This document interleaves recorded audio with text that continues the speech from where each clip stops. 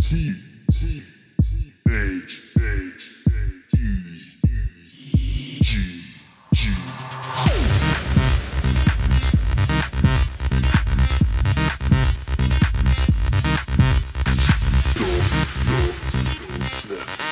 Well, hello there my fellow gamer friends, this is your fabulous host Viact here, and I'm back in Quake Remake.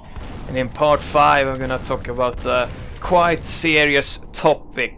I'm actually gonna talk about teens that committed suicide because of Call of Duty. Well, actually media tries to pin that on Call of Duty, and I actually wrote an article about it earlier today, so I just thought that I could make a video about it as well. Because I have looked at the whole thing up a bit more now, and let's just say that there's some rather strange things and facts about the whole thing. For starter, there's just like two famous cases when it comes to the so-called Call of Duty suicides, and that's the case with William Menzies and Colum Green. And the thing is this, one would think like, okay, they were probably, you know, suicidal and depressed.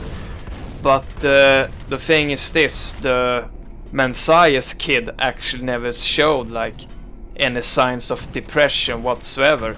Like his family, friends and teachers saw no signs at all that he was down and blue.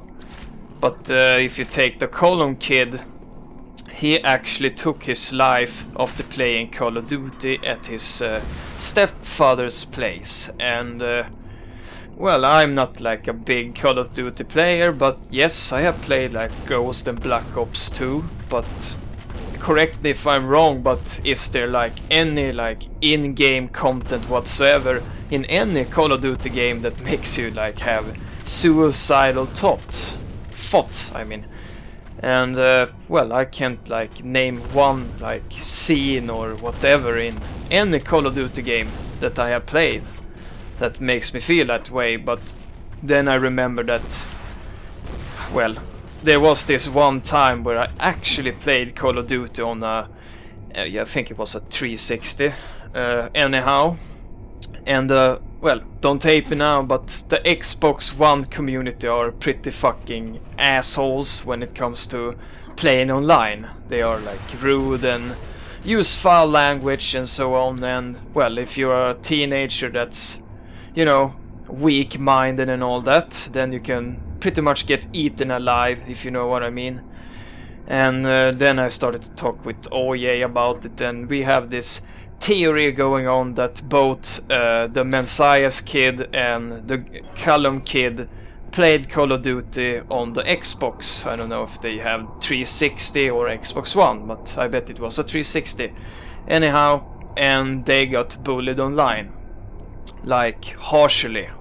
And well, obviously that's the only way they could have become depressed, because otherwise I have no bloody idea how they can, like, the media, I mean, link Call of Duty to the suicide case with these teens, because it doesn't make sense if you don't, like, take that perspective that I talked about just now, which would be the, you know, playing Call of Duty online. Because, I mean, if you play it on your own, then how can you, like, get depressed? I mean, I can only say that there's no like first-person game that I have ever played that has made me depressed. The most like usual feelings that I have is like, okay, stay alive, avoid getting, you know, shot at. Kind of like here in Quake, you know, avoid getting killed pretty much. So it's like the, you know, the opposite to suicidal thoughts. It's all about staying alive and killing things that tries to kill you. So I honestly have no bloody idea how you can become suicidal from playing Call of Duty. And that's why I made this video, because I just hope that we can, you know, get some theories on the table and get some comments on it, especially from those who play Call of Duty, because as I said, I'm not a big Call of Duty player, and frankly, to be honest, I haven't played any Call of Duty game for like a half year or so. I have stayed pretty much to the, you know, like Unreal Tournament, Quake Live. I have even played some Battlefield 4, believe it or not. I'm not the best player, but I play it sometimes. And, well, same thing there. No suicidal thoughts. But then again, they have just started to, like, investigate both the, you know, Messiah's kid and the Column kid to see, like, you know, messages when they play the game, and they mail the, like, mobile phones and all that. But I'm gonna tell you what, you know, it doesn't matter if it's like a school shootout, like in the Columbine school shootout thing, or if there's like suicidal, you know, things going on. Games always get blamed, you know, for all the bad things that happens in the world. So at the very end of the article that I wrote about this, I was somewhat, you know, sarcastical about the whole thing and saying like, okay, so they're gonna blame like the war in Syria and the war in Iraq on, you know, video games. I also mentioned Ukraine, and that's pretty much how I feel about the whole thing with this, because I mean, you can't blame everything on the games. I mean, there was like this one guy on Twitter mentioned like who the, you know, when games didn't exist, there was still like suicides and violence and manslaughter and wars and all crap going on in the world. I mean, if you go way back in time before there even existed games, you know, movies whatsoever, then the pretty much only fictional things that people had was books or like theater, for example. That was it.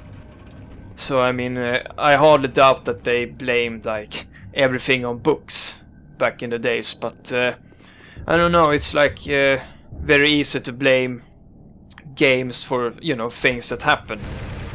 But then again, like I wrote in the article, I'm like totally open to having like investigations, you know, to see if there's any connections whatsoever between the, you know, suicidal teens and Call of Duty, because I'm kind of like pretty sure that there will be no connection whatsoever, because I don't know if there's like more than 4 cases at this time, but I mean, how many like millions of COD players is there in the world? Well, quite a few, I bet. And then I mean, how many of those have like suicidal thoughts? I mean, the most logical thing that I can think of at this moment would be to have like some kind of, I don't know, question pool kind of thing for the, I don't know, the COD players. They just answer like, have you ever had any like suicidal thoughts when you play Call of Duty? And I'm quite sure that most people will say no, because like I said, like, is there any like content in any Call of Duty title that makes you feel depressed at all? I mean, it's a war game. I mean, it doesn't matter like if it's like it doesn't even have to be COD. I mean, it can be any FPS game that has like a war team. I mean, it can be Medal of Honor, it can be Soul of Fortune, whatsoever. But I can only like talk for myself, because I don't know how you guys feel, but I can honestly say that I have never ever been depressed when I have played a first-person shooter game. I can however mention that I have been afraid when I have played a first-person shooter game, but that's a total, you know, other thing. Like for example, when I tried the Doom 64 game for the very first time, that scared the living fucking shit out of me, because the music is creepy as hell, and then you get all the dark, you know, satanic setting and all that. But nope, no suicidal thoughts, just you know, being scared, trying to stay alive, and that was it. So that's pretty much all I can say on this topic right now. So just feel free to subscribe, and of course comment what you think about this topic. So just take care, people. This is React signing out. Bye bye.